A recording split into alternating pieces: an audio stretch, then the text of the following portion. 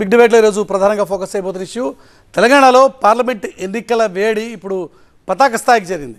కొద్దిసేపటి క్రితం భారతీయ జనతా పార్టీ అగ్రనేత కేంద్ర హోంమంత్రి అమిత్ షా హైదరాబాద్ వేదికగా ఖచ్చితంగా 12 స్థానాలు గెలవాలి అనేటువంటి ఒక లక్ష్యాన్ని భారతీయ జనతా పార్టీ ముఖ్య నేతలకి నిర్దేశించి వెళ్లారు. ప్రధాన పార్టీలు ఇక రంగంలోకి దిగాయి. మరి కాసేపట్లో కేసీఆర్, రేవంత్ రెడ్డి కూడా బీఆర్ఎస్ కాంగ్రెస్ వైపు నుంచి రంగంలోకి దిగి బహిరంగ సభలో మాట్లాడబోతున్నారు. ప్రధాన పార్టీలు ఇక రణక్షేత్రంలోకి దిగిపోవడంతో రాజకీయం ఒక్కసారిగా వేడెక్కింది. ఓవైపు కాంగ్రెస్, మరోవైపు భారతీయ జనతా పార్టీ, ఇంకోవైపు బీఆర్ఎస్ వరుస సభలతో హోరెత్తిస్తున్నాయి. ఎవరి టార్గెట్ వాళ్ళదే. మరి ఈ ట్రయాంగులర్ ఫైట్లో మెజారిటీ ఎంపీ స్థానాలు ఎవరు దక్కించుకుంటారు అన్నదే ఇప్పుడు ఆసక్తిని రేపుతున్న అంశం. అసెంబ్లీ ఎన్నికల తర్వాత తెలంగాణ రాజకీయం మరింత రసవత్తరంగా మారింది. అధికారం దక్కించుకున్న కాంగ్రెస్ పార్టీ పార్లమెంట్ ఎన్నికల్లోనూ సత్తా చాటాలని ఉవ్విళ్లూరుతోంటే పట్టుకోల్పోకుండా చూసుకోవాలన్న లక్ష్యంతో బీజేపీ పనిచేస్తోంది. అధికారం దూరమై డీలాపడ్డ బీఆర్ఎస్ తగ్గేదేలే అన్నట్టుగా ఎన్నికల పోరుకు సన్నద్ధమవుతోంది. ఒకే రోజున 3 పార్టీలు ఏర్పాటు చేసిన బహిరంగ సభలు పొలిటికల్ హీట్ ను మరింత పెంచేశాయి.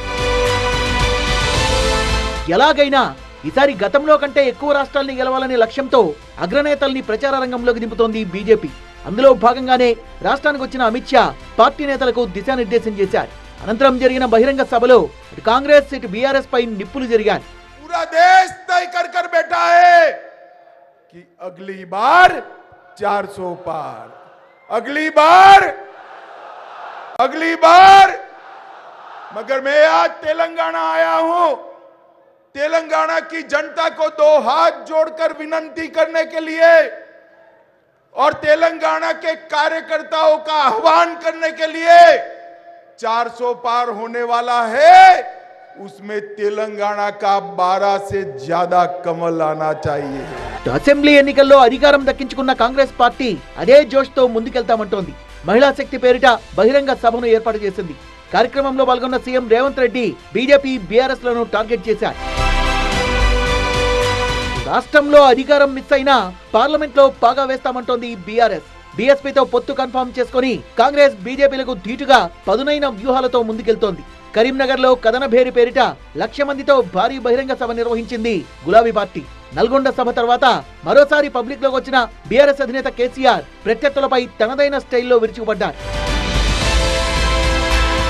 ఈ ఎన్నికల వేడికి తోడు నేతల వలసలు కూడా రాష్ట్ర రాజకీయాల్లో సెగలు పుట్టిస్తున్నాయి. ఇప్పటికే భారీ సంఖ్యలో సిట్టింగ్ ఎంపీలతో పాటు మాజీలు సైతం బీజేపీ కండువా కప్పేసుకున్నారు. వలస నేతలనే బలంగా భావిస్తున్న బీజేపీ హైకమాండ్ వారిలో చాలా మందికి టికెట్లు కూడా కన్ఫర్మ్ చేసేసింది. బీఆర్ఎస్ నేత ఆరూరి రమేష్ తాజాగా అమిత్ షాతో భేటీ కావడం ప్రాధాన్యం సంతరించుకుంది. BJP MP Soyam Bapurao Amit Shah meeting కు గైర్హాజరవడం చర్చనీయాంశమైంది. ఎన్నికల నాటికి నేతల కప్పదాట్లు మరింతగా పెరగనుండడంతో పొలిటికల్ హీట్ మరింత పెరిగే అవకాశం కనిపిస్తోంది.